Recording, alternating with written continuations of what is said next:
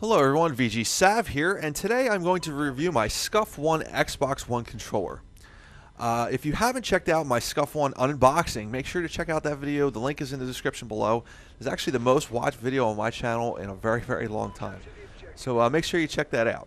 I don't know if you guys were Google searching me and found, or just Google searching Xbox or Scuf One unboxings and you found my video, but I definitely appreciate all the views on that video. So make sure you check that video out if you haven't already. This video is of Domination Clan Wars with VG.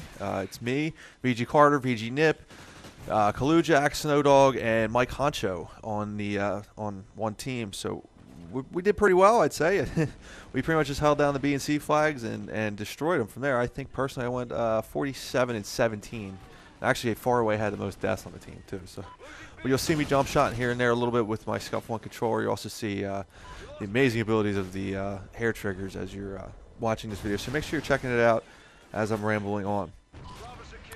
As some of you may or may not know, I was a PlayStation 3 gamer for a very long time. I've wanted a Scuf controller for a very long time. I wanted to get a PlayStation Scuf controller.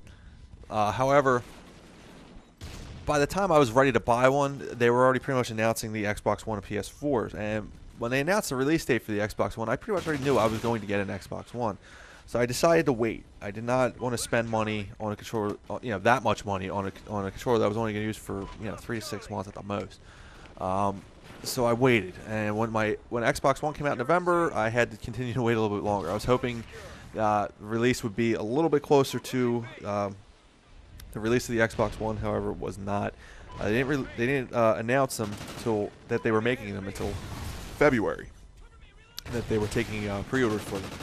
So the day they announced it was the day I pre-ordered mine, and I got it first batch last week. So I have a first batch Scuf One controller. So when they come out with cooler things in the future, for these controllers, I'm going to feel a little bit left out. But maybe I'll get one again in the future. Who knows?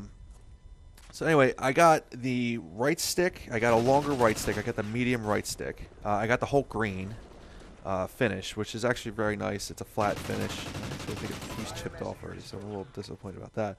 But it's a very cool look. It's green's one of my favorite colors, so it's very cool to look at. I got the grip on the back, and I'll talk about that later. I only got 2 paddles in the back. The right one's connected to the A button. The left one connected to the B button. I'll talk a little bit more about that later. I got the green light in my Xbox button, which I probably could have gone without, really, but it looks cool. And I got the adjustable hair triggers, which are probably the best feature of this controller. Probably far and away, really. But I'll break each piece down one by one. The right stick I was a little bit disappointed in. I thought it was going to be longer. I did not get a different size or even a different left stick at all. I got the regular Xbox One stick on the left.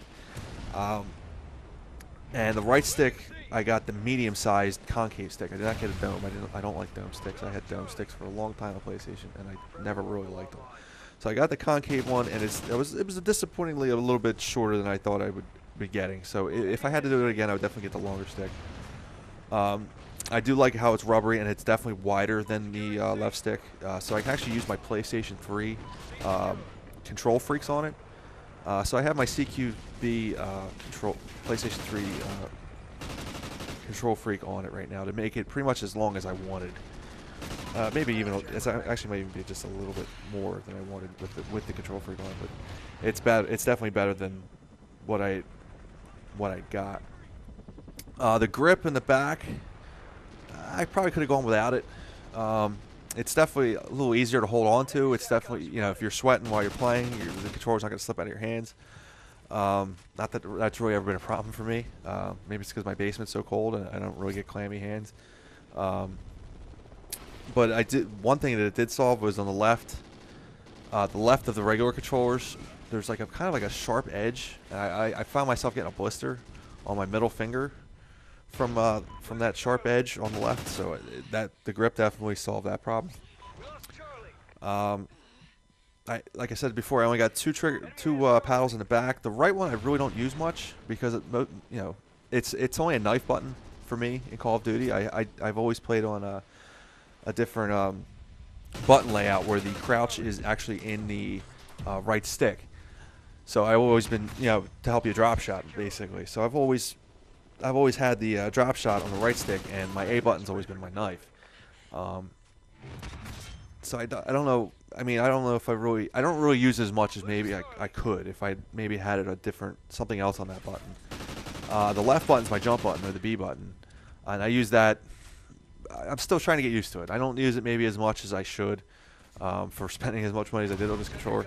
I'm still getting used to it. It's definitely not a natural thing. Since I've been gaming for 25 years, to have buttons in the back of the controller. It's definitely something that takes a lot of getting used to. I know they say it's more natural or whatever for your hands, but it's definitely something that I need to get used to. The hair triggers are far and away the best thing about this controller. They make quick draw 3 times faster. It's definitely something worth getting alone just for the hair triggers. Let's take a look at some video of my Xbox Scuf 1 controller. So here she is with her beautiful Hulk green finish. I have my Control Freak on there for my PlayStation, and you can see I also have my headset adapter plugged in there. You can see that the Control Freak gives me that little bit of extra height that I was looking for. And you will look at the back here. You'll see the grip on the back. You'll see the, it's a little easier to hold on to, I guess. We'll compare it to the regular Xbox One controller here. You can see it's definitely a lot smoother in the back. It's I guess if you have clammy hands, having the grip definitely helps you hold on to the controller a little bit better. You can see the rough edge I was talking about earlier, the sharp edge, and the grip definitely does away with that sharp edge. There's my 2 paddles in the back, the right and the left, and obviously because we're looking at the controller the other way, the right is on the left and the left is on the right.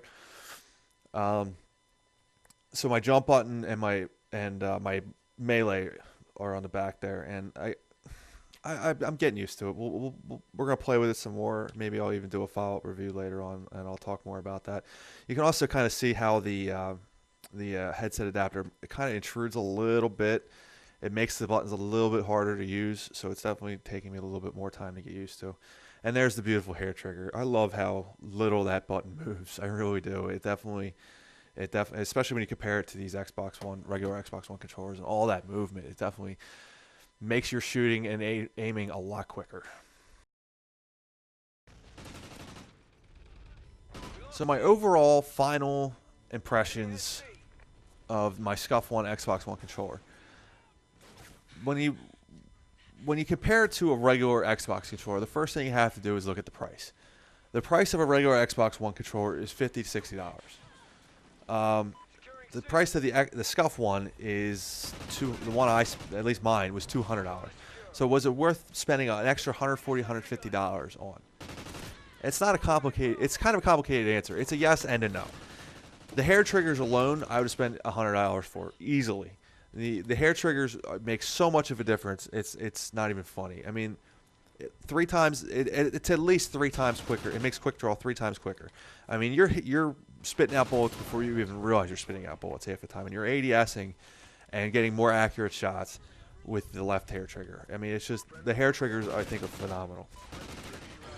The green finish, I like something a little eye-popping, a little pretty to look at. So I definitely think getting the whole green was definitely worth it. However, if you want to save a couple bucks, just get a regular finish. You don't have to necessarily get it. The grip on the back, like I said, I don't get very palmy, very sweaty hands as I play. So I probably could have gone without the grip. I do like the fact that it kind of takes out the sharp edge, so I'm not getting a blister anymore on my left middle finger. But you probably could go without it. The stick, if you're going to get sticks, I would suggest getting both sticks, or just not getting them at all, and go with Control Freaks. Like I said, my right stick, it's not as long as I want it to be, but I do like how wide it is. But then I didn't get one on my left stick, so now if I'm going to get Control Freaks for it, I have to get 2 different sets of Control Freaks. I have to get a PlayStation Xbox 360 Control Freak for my right stick, and I have to get an Xbox One Control Freak for my left stick. So that's kind of a pain in the butt. And like I said, fortunately my PlayStation 3 Control Freak fits on my right stick and kind of solves that problem. The little green Xbox button, the green bulb on the inside, that's kind of silly. I probably could have gone without it. But really what makes the Scuf a Scuf is the buttons on the back. And I'll be honest with you, I'm still getting used to it. It's going to take me some time. The left button, the left paddle on the back, I'm definitely getting used to using. I kind of like using it, but I almost have to remember sometimes that hey, I have it, use it.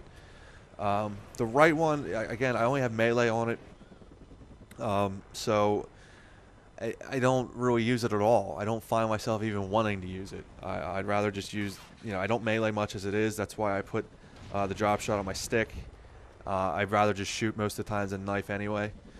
So maybe if I will rework my controller layout a little bit, maybe I'll find more use for that button, for that back paddle. But as of right now, it's almost pointless. The left one is definitely something that I need to get used to using, though. It's not a natural thing. I know they have videos and stuff that's saying it's more natural movement to have buttons on the back like this, but it's for somebody who's been gaming for 25 years like I have. It's not natural to have buttons on the back. It's something that's going to take me some time to get used to. All in all, would I spend the money again? Absolutely, but I would definitely do it differently. I would definitely do something different about the sticks, and maybe do a different button on my right back paddle. That's my video, guys. That's my review of the Scuf One Xbox One controller. I hope you liked it. Make sure to like, subscribe, and leave a comment. Thanks for watching.